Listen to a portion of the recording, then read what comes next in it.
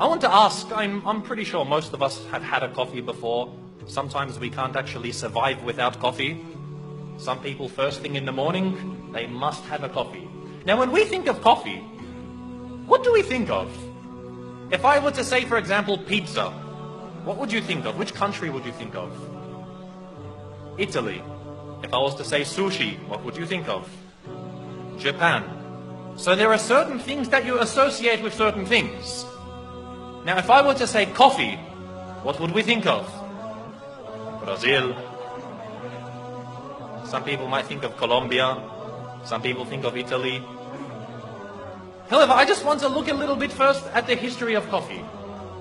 Okay, and you're going to understand that there is something Islamic about this in the end. Coffee itself, the word actually comes from Arabic. In Arabic, the words call this drink qahwa. Qahwa is the drink that comes out from the bun, from the coffee bean.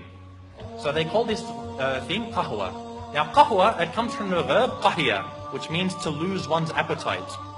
Because the Arabs knew that when you drink a lot of coffee, khalas, you don't want to eat any more after this. So they would usually have it after their meals.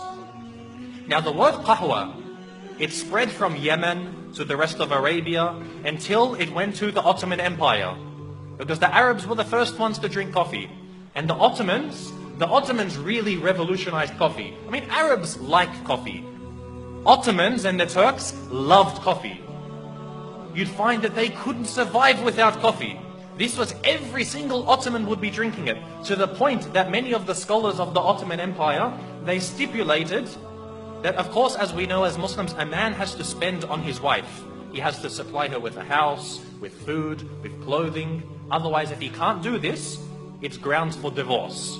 Now, the Ottoman fuqaha also specified that he must give her enough coffee. Otherwise, it was enough to call for a divorce. So the Ottomans loved their coffee. However, the Ottomans, as most of us know, as the Turks today, they can't pronounce the letter waw. Instead of waw, they say it like v. You've heard Ottomans, you've heard Turks when they say, for example, wallah. What do they say? They say wallah. So you see the waw turns into a v. This is common in their speech. So the word qahwa, they couldn't say qahwa. So they started to call it kahva.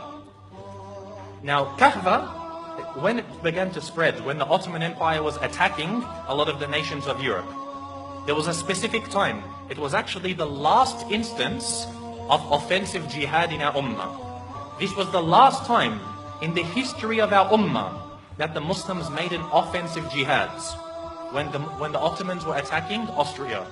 So they were attacking Austria and Poland, who were united at that time. Now they were defeated in this battle. It was called the Second Siege on Vienna. So when they were defeated, as you know, when you leave the battlefield, you leave behind all of your things, the ghanima, your weapons, your treasures. And part of their ghanima, of course, was their coffee. Because even the Ottoman army, everywhere they went, they had coffee and people to make their coffee. So they left behind their bags of coffee, and the Austrians and the Polish for the first time discovered this new drink. So they asked many of the Turkish soldiers, what is this drink? So they said, this is called kahva. And so eventually it got the name kava. And then from the name kava, it turned into kafa, then into cafe. So you'd see that this drink was a Muslim drink. You see that this drink was a Muslim drink. For a long time, the Pope forbade Christians from drinking this. The Pope, he gave like a fatwa, and he said Christians are not allowed to drink coffee. It is haram for them.